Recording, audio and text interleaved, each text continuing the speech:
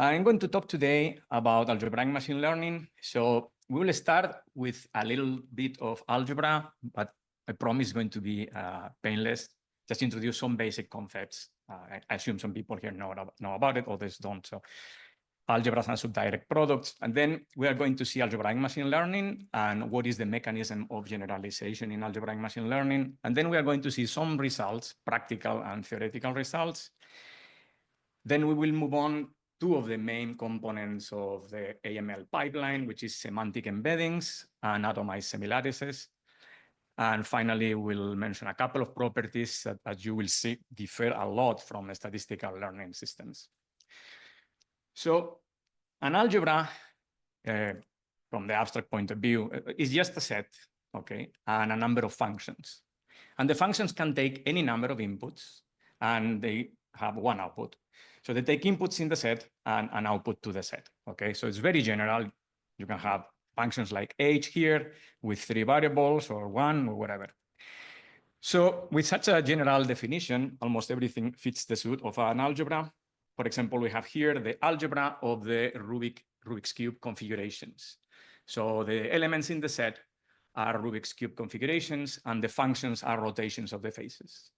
So in this case, we only have unary functions. So they take one rotation, or one configuration, and return the result of rotating a face 90 degrees clockwise, right? 6, 1 for each face. So mathematicians don't like to work with just one algebraic structure because it is better to set some general properties about the functions, right?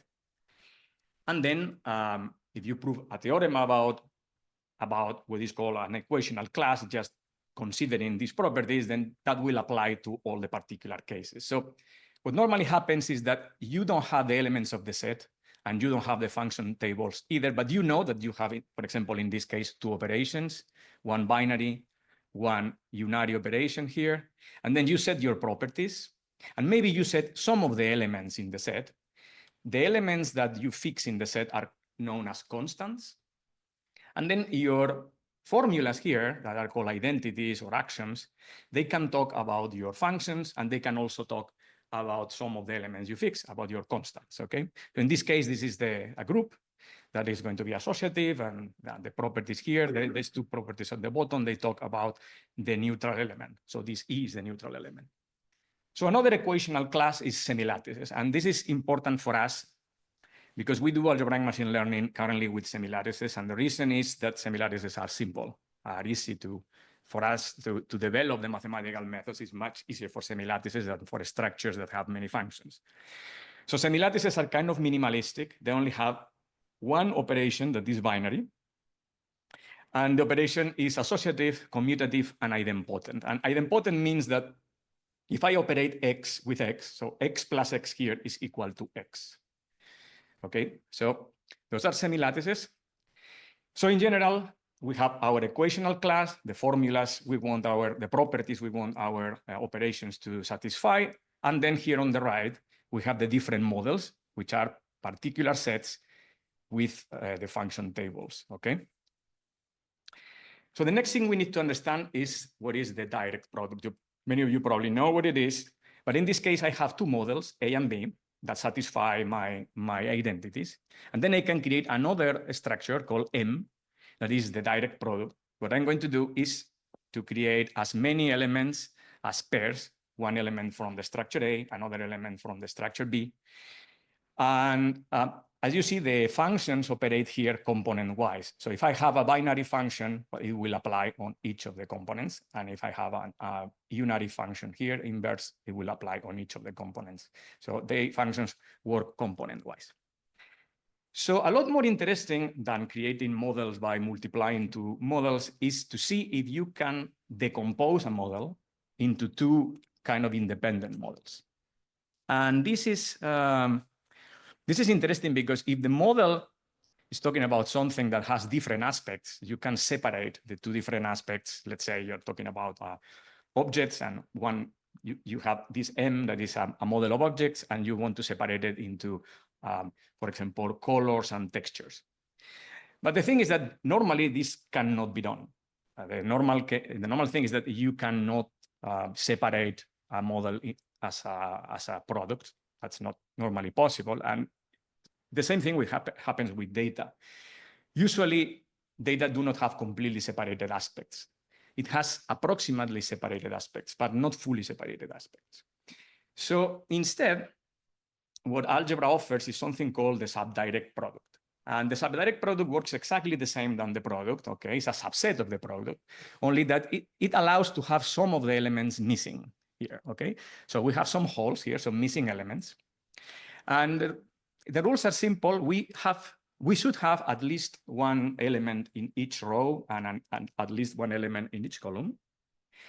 And if we have a function that, let's say, take these two elements here, is a binary function, let's say, it will produce another element of the set. So we cannot go out of the set to a missing element. That will be our rule for the subdirect product. And the interesting thing is that, unlike with the direct product, we normally can decompose every algebra subdirectly, okay? So this is an advantage. And in practice, think on the Rubik's Cube configuration structure we discussed before. I can decompose the Rubik's Cube into two independent algebras.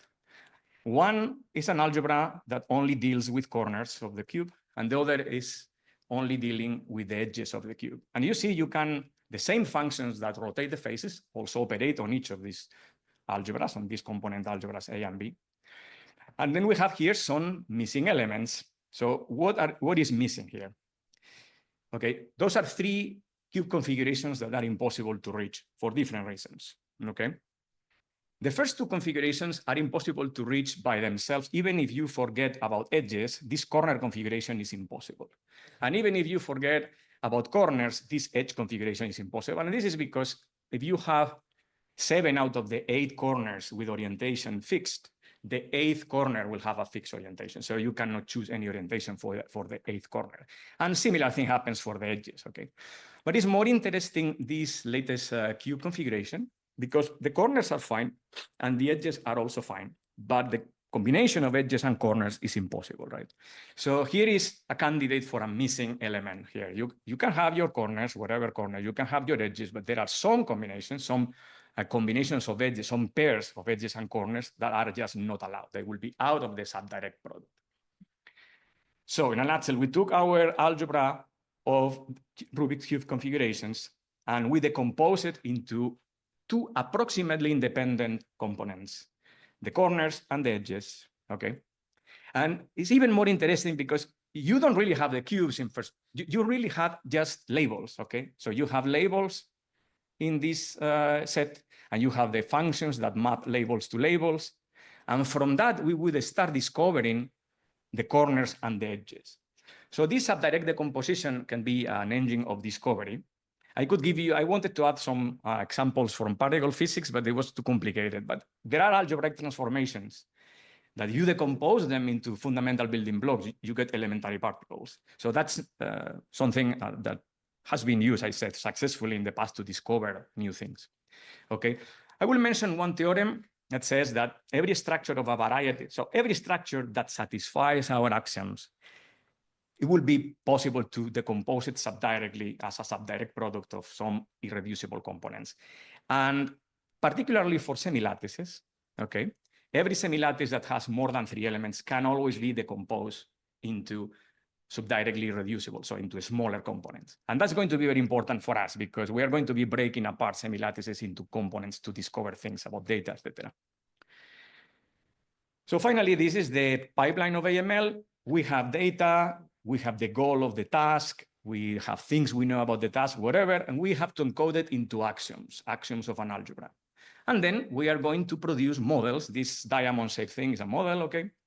This is a model. We're going to produce models specifically decomposed as a subdirect product. And these smaller models here, these smaller models cannot be further decomposed, and we call them atoms, and we associate these Greek letters to them, phi1, phi2. So the goal here is expressing first the task into axioms and then producing models that are represented as a subdirect product. So before we can go to understand how this can generalize, we need just a little bit more of maths, and it's something called the Friese model. So remember that we had our equational class of semilattices in this case, could be whatever class, and we had different models of semilattices. And there is a very special one here I'm representing in red that is called the Friese model of the axioms, okay? And this Friese model have three properties that are actually equivalent. And it is that I can project the Friese model into any other model of the axioms. This is called the universal mapping property. And this is a subjective homeomorphism for the people who know some algebra.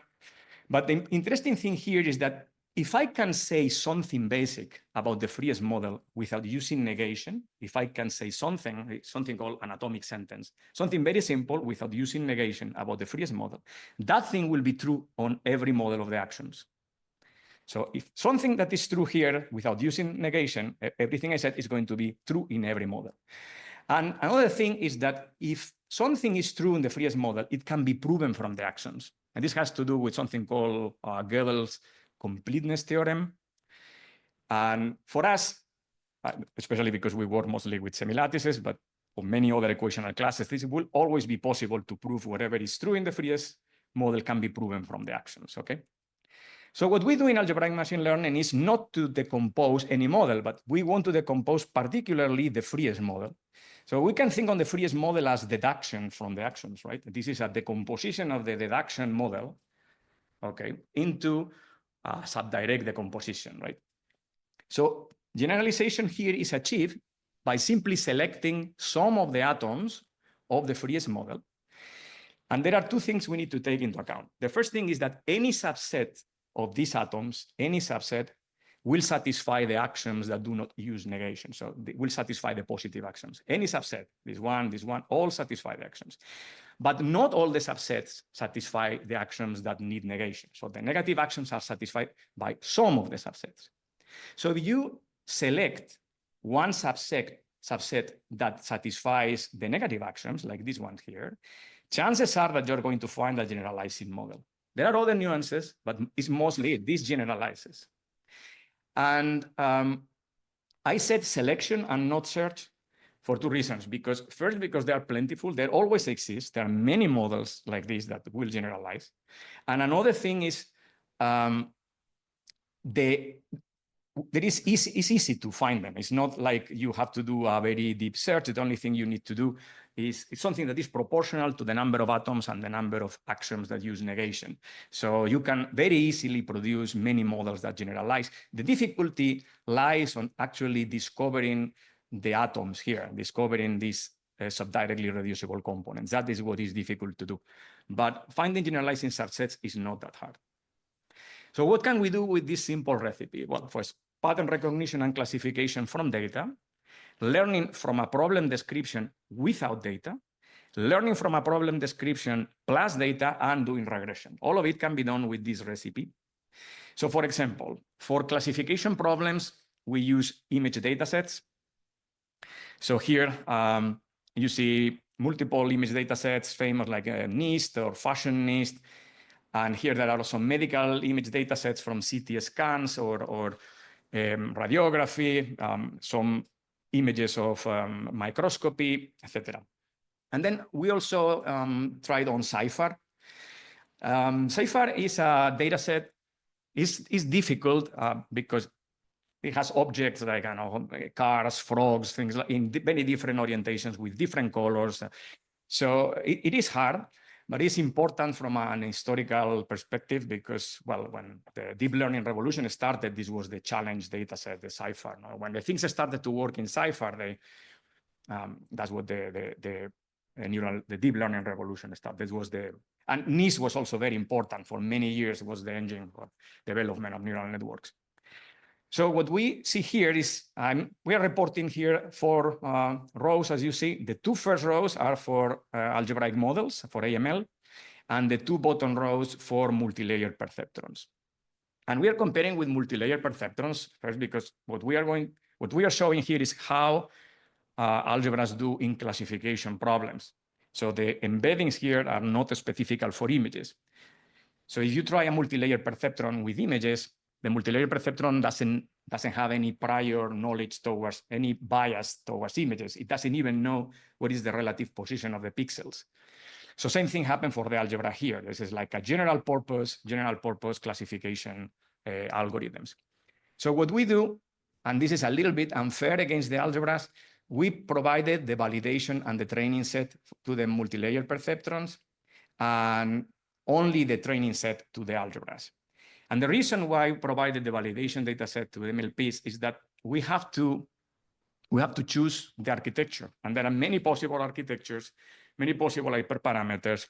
So what we did here was a grid search, and finally 180 multi-layer perceptrons were tested. And we report here the median, and the best element, the best result, okay? Those are the two rows. That's the best, and that's the median out of 180 architectures. And for AML, we just computed one model and reported two different results. And the explanation is the following. There are things that you cannot say with actions. And that makes a lot of sense if you think about it. There are things that you should not be able to say, because if you could resolve any problem, actually. But one of the things you cannot force to do is to produce a label for every test item. So if I show images from the test set, let's say digits from NIST, to an algebra, it will respond around 75% of the time with some label. But it will be like 25% of the time that it will not respond with any label. So in order to force the algebra to respond, we have to use an heuristic. And we tried multiple heuristics. So here we reported in the first row, we report the simplest heuristic. And in the second row here, we reported the best heuristic so far. So the simplest heuristic boils down to just counting atoms and selecting a class that has the fewest number of atoms. Very simple heuristic. And if it works good for data sets that are not very biased, so not very unbalanced, sorry. And if the different classes have kind of similar difficulty, it works very well. It works worse for unbalanced data sets. And one thing that's important is that AML is completely blind to the statistical distribution of the training set. So it's suppose that you have 99% dogs and 1% cats. By always saying dog, you're going to get 99% right. So if you want to optimize accuracy, a little bit of statistics on top makes sense to add. So what we do is to weight the atoms. One thing that we can do is to weight the atoms. And the weight can be computed proportional to how well the atom does in the training set on the counterexamples. But there is an even better way to do it that involves linear regression. So we optimize with a linear layer the weights of the atoms. So this is the same algebraic model, but two different ways to force the algebra to produce a response. And as you can see, the algebras can do very well. So multi-layer perceptrons are very good at classification. Algebras are just as good.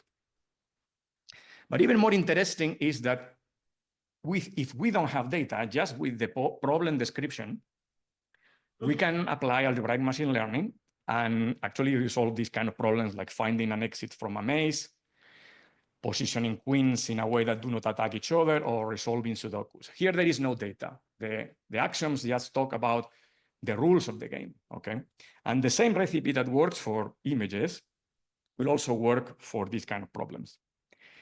Particularly, imagine for the Sudoku, we encode here in formulas the rules of Sudoku, and we set no numbers in the board, no numbers here. Then it will be once we learn, and learning means here discovering the right atoms here. Once we have discovered the right atoms, we can produce many full boards by selecting subsets of atoms. And the difficulty here is finding the atoms, but this selection will be easy. And that actually happens. So we can produce many full boards from the atoms. Once you have discovered the atoms, it will be increasingly easier to find full boards, okay? So what's the limit of this? We'll try with one of the hardest problems, that is Hamiltonian cycle finding. The problem consists on traversing a graph, starting in one node and finishing in the same node without repeating one node twice. So we tried with graphs that are randomly generated with higher density or lower density here, or Seehan graphs, and also with these kind of graphs that are like flowers, narcs, and so on, that are graphs that are specifically designed to be diabolic for this problem. So they have very few cycles and they're very difficult to find. So here is the result for the Flanders Hamiltonian cycle challenge set. This is the first 10 graphs of the set here. And what we did was training 10 times, 10 algebras on each of the graphs, just to see how good they do in average. So out of the 10 algebras, one only took 9 attempts to discover the Hamiltonian cycle. The median was 773, and the worst out of the 10 algebras needed 3,651 attempts to produce the Hamiltonian cycle. And here in this column, we are reporting the snake and ladder's heuristic number of transformations. And this is like the state-of-the-art method to find Hamiltonian cycles. And this is a measure. So this algorithm works by transforming the graph. And that's the number of transformations can give you a sense of how complex it is to resolve these graphs of the challenge data set. Okay, so I'm not saying here that algebraic machine learning is better than snake and ladders, because snake and ladders is a very fast algorithm. Algebraic machine learning will be hundreds of times slower. But the important thing here, another thing, is that we need to learn first. There is no algorithm set. It's just the problem what is set. But then the algebra needs to understand the graph, and by understanding the graph and with the goal, just finding the cycle. Okay, so the interesting thing here is that it can even find solutions for problems that are considered super hard or actually NP hard. That doesn't mean that it will always happen, but it happens, as you can see, for difficult problems. Finally, for regression, I will say that you can also use real numbers, the same. So you can use real numbers for inputs and real numbers for outputs. And what we do for real numbers, there are many, probably potentially many ways to embed real numbers into semi-lattices. But one trick that works very well is that one particular number can be formed by the idempotent union of two elements, one living on an ascending chain and another on a descending chain. And that works pretty well. So we can even do tabular data problems. We're now comparing it with XGBoost. So it works well. Probably there are many other ways to embed real numbers even better. But this implies, of course, continuous semi-lattices, which are infinite semi-lattices. So now I'm going to talk about two of the main components of the pipeline, starting with semantic embedding. Semantic embeddings is this part of the pipeline, the encoding of the data and prior knowledge into actions. That's what we call semantic embedding. We didn't invent the name. The name was chosen 80 years ago by mathematicians. That what they did was encoding one algebraic structure of one type into another algebraic structure of another type. And what we do here is very similar. We encode a structure from the real world, the data, and we encode it in the form of a set of actions. Okay, so semantic embedding. So remember the equational class of semi-lattices. The user of algebraic machine learning will have the opportunity to also add as many constants as desired to the algebra, right? As many constants, and then also to add actions here. So for example, for NIST, we will set 1,578 constants and 500,000 actions here, extra. And how do the actions look?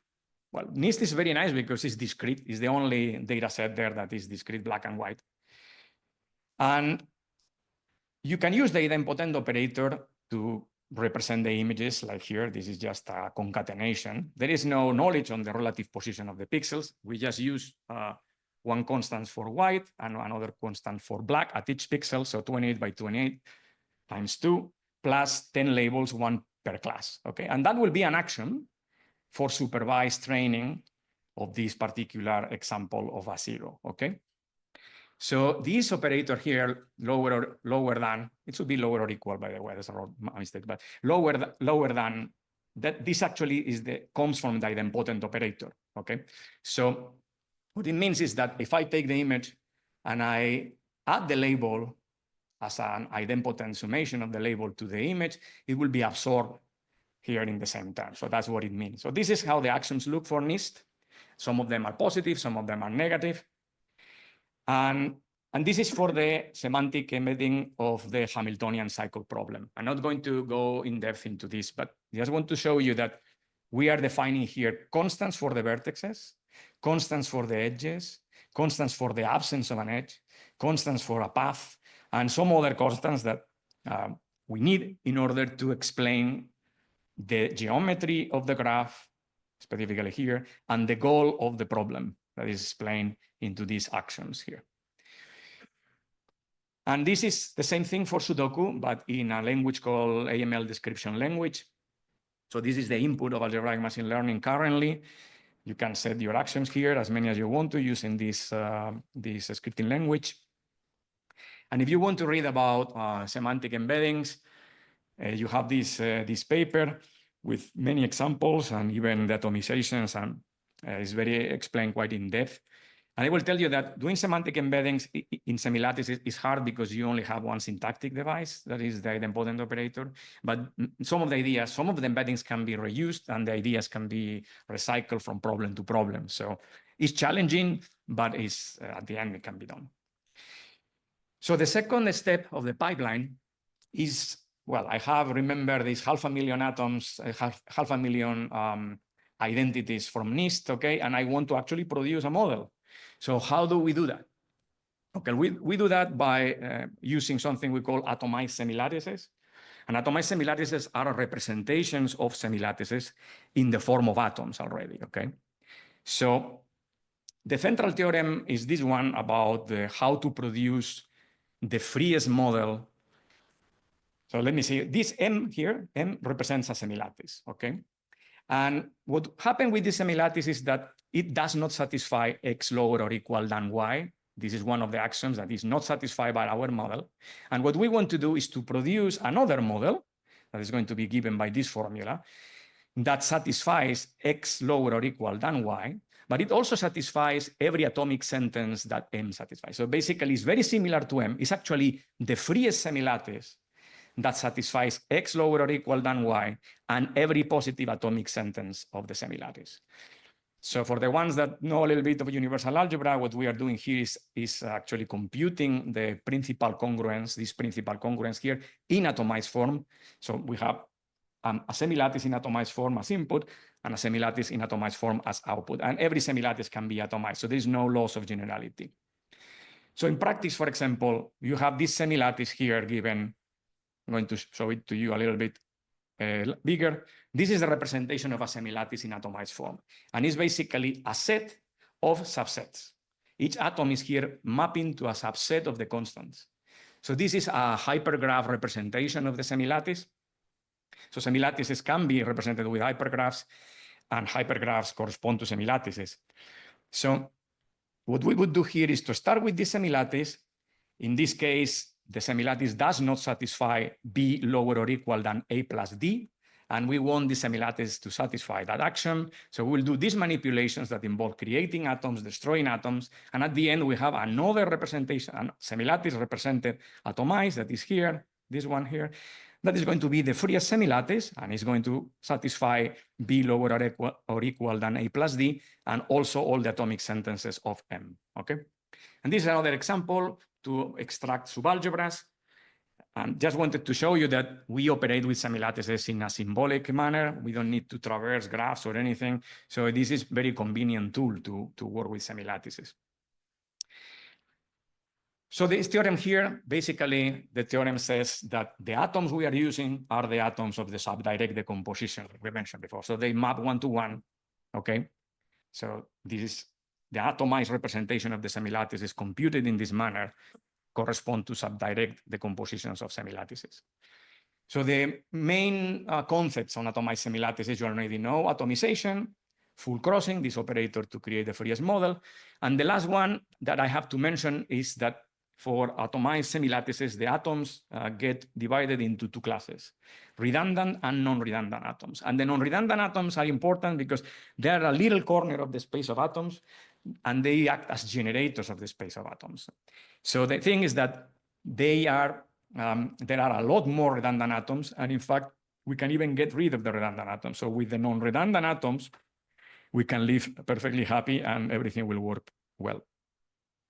So you have this paper to read about finite atomized semilattices, and this other to read about infinite semilattices. Remember that for real values, we work with continuous semilattices that are infinite. So they work more or less the same, but with infinite semilattices, it's a lot of trickier, but most of the theorems stay the same. So finally, the last step is finding the generalizing subsets, okay?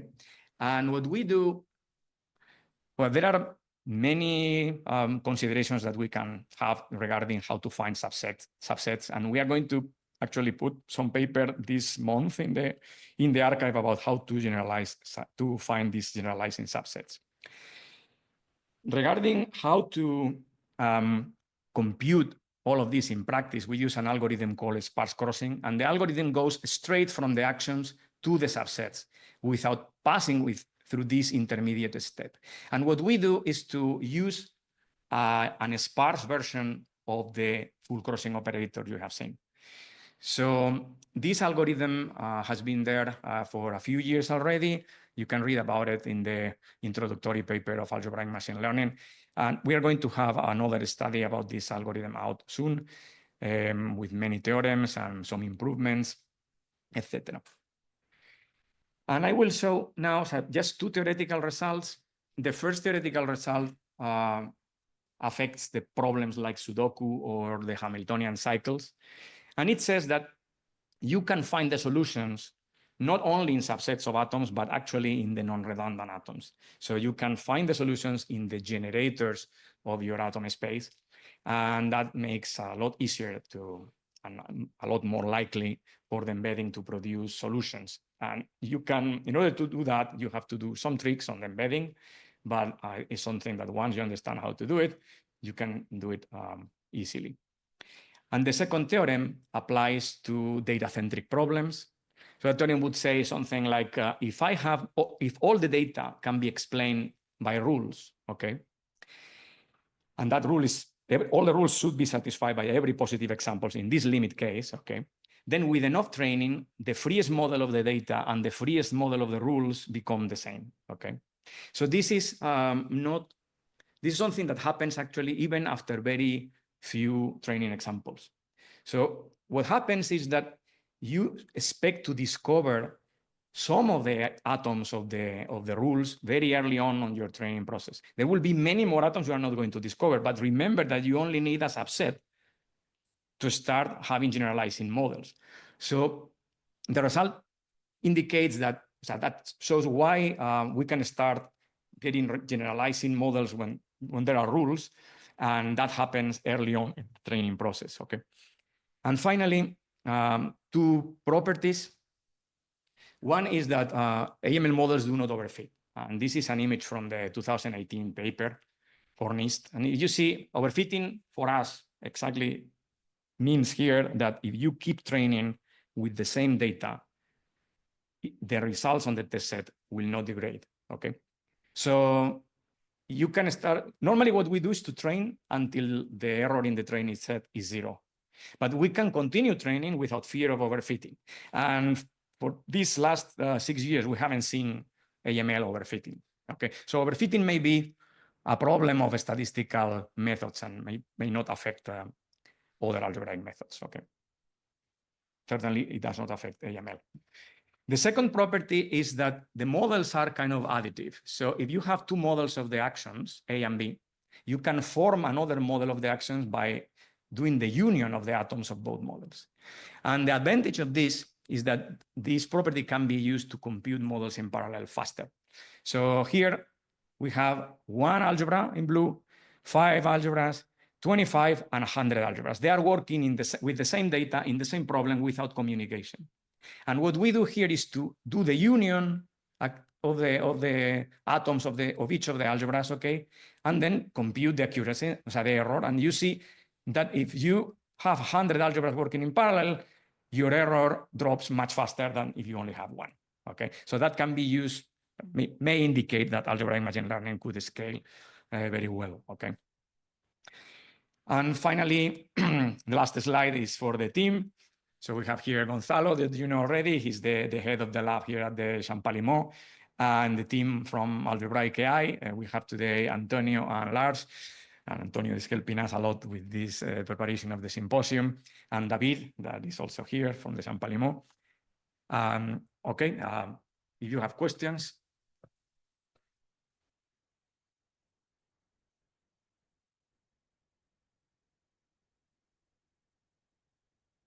Some time for questions.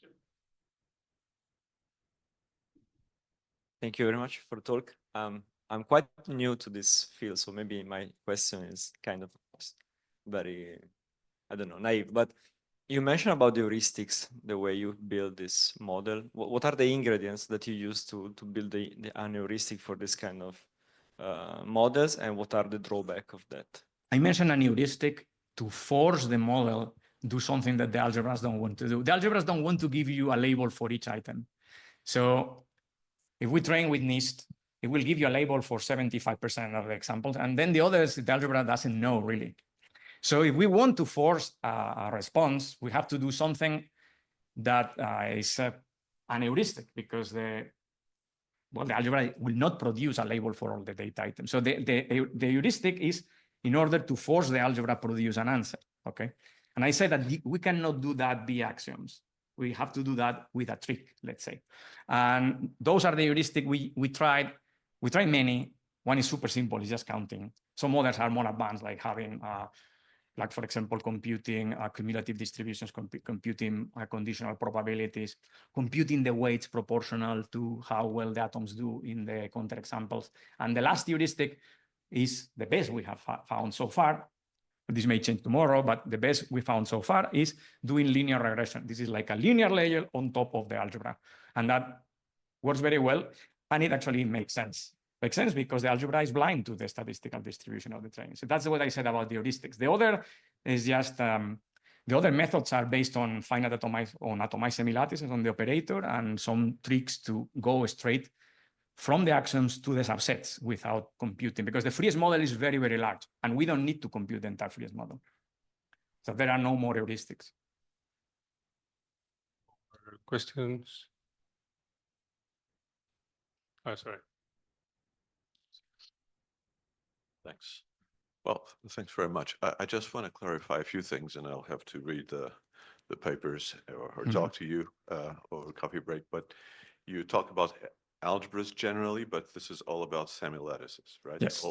It's always about semilattices. So you have some set of data, and you basically generate a free semilattice by generators and relations, where the relations are the new rules that you put there. And you're thinking of these semilattices as models of algebraic logic. So all your inequalities are going to be the implications, which are being coded by the formulas that define what Sudoku or whatever is. Is this more or less the right picture? Okay, so we use semilattices because they are simple. But for example, we have some of the mathematical methods sharpened to extend semilattices with unary operators. That will allow us to resolve other kind of problems, okay? But the problem is we don't have an engine now that can do this computation. We have the mathematical methods, but not the engine. What we do is exactly not semilattices. So we have the axioms of semilattices, but then the user starts adding their axioms, and then you have something is an extended semilattice with more constants and more axioms, okay? But we don't have a proof, but probably will work the same in other algebras. So it works with semilattices because we know how to compute this with semilattices, but there is nothing special as far as we know about semilattices. And the semilattices are quite general, but not completely general. There are problems for which it would be very nice to have other kind of operators like unary operators on top and other possibilities, okay? So yeah, we work currently with semilattices because sharpening the mathematical methods is complicated, but we don't think semi-lattices are special for algebraic machine learning. Not even idempotent operators. Idempotent operators, they're very useful, but they not even play a fundamental role. So we're trying to understand that. Thanks.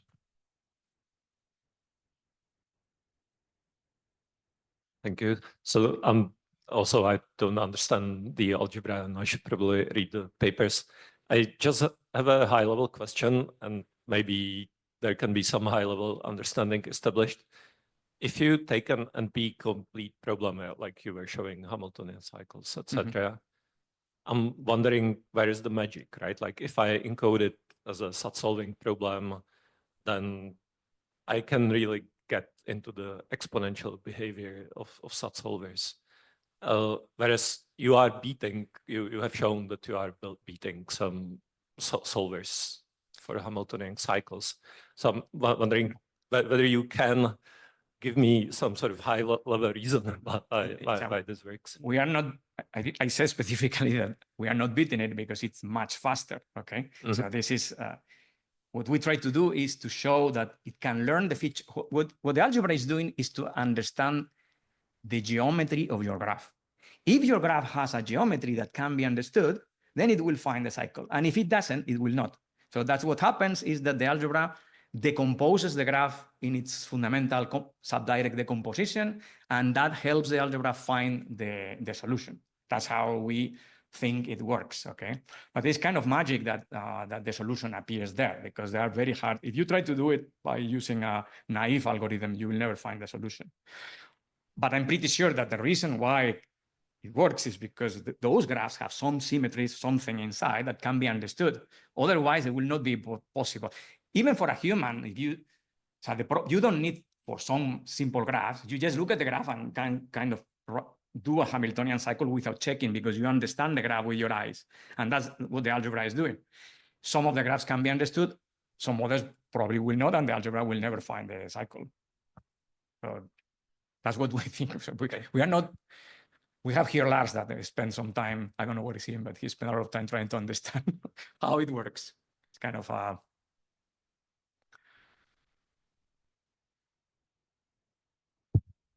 Thanks for the very nice presentation.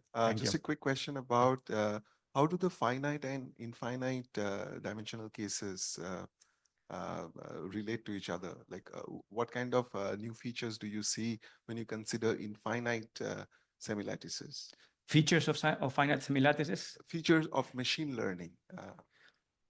I'm not sure if I understand your question. So you want to know if, I need to go close to the microphone. So so your finite semi-lattice construction, mathematically, how does it vary qualitatively from the infinite semi-lattice constructions? So the finite semi-lattice, the finite atomized semi-lattice construction, which is very similar to the infinite atomized semi-lattice construction, is a representation of a semi-lattice that allows us to produce Frias models. That's how it does. And because we encode the data within the algebra, well, between the difference with the infinite is it becomes a lot trickier. There are this classification of atoms between redundant and non-redundant. It has 4 classes. And the operator, you need to be careful, because with the full crossing operator, so actually, so the problem is that for infinite semi-lattices, you need to define what kind. So if your semi-lattice is compact, if you allow terms with infinite components, or if you don't, there are differences. But the main difference is that at the end you have weakly redundant atoms, non-redundant. So there are all 4 classes of atoms, and sometimes if you want the limit of infinite crossings, so you will need to do infinite actions sometimes, you can compute the limit doing some set subtraction. But in general, although I can tell you that it's a lot trickier to understand the atomizations, most of the theorems stay the same, okay? For the semi-lattices we use for images that are continuous semi-lattices, everything works the same. So the only thing we need to do with the engine is to actually use infinite semi-lattices and infinite chains and all of that. That was complicated. But the mathematics, most of the results stay the same. Thanks. That's very helpful. More questions? I might actually then ask a question or Gonzalo, you. it's more a compliment. So when Joseph was talking about his research, he was understanding learning, induction and deduction as two very different processes. And he was combining them.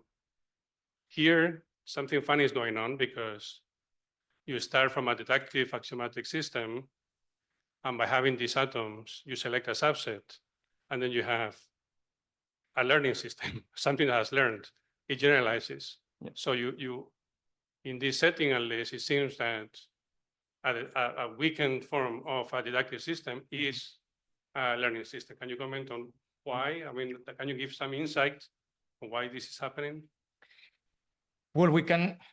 So it seems that if we weaken deduction by selecting subsets, that has some inductive properties that seems to generalize well. But how the magic occurs, we understand it statistically, as you know, why this happens, and also from the point of view of algebra as finding building blocks of a subdirect decomposition. But why those models generalize well across so many different problems, even if you have the statistical proof that you expect that to happen, etc., is kind of a little bit surprising. So it's true that in algebraic machine learning, generalization comes from a weakening of the deduction, or an algebra that represents deduction. So I have to say that the freest algebra can have an immense amount of atoms. Okay, so the generalizing subsets may be tiny, sometimes maybe only have 50 atoms. So they are tiny. But despite that, they approach the freest semilattice very well. And they also work in some examples. So basically, the freest semilattice only answer positively to things that can be proven from the actions. And the subsets sometimes respond positively to things that cannot be proven from the actions. So that's where the generalization comes from.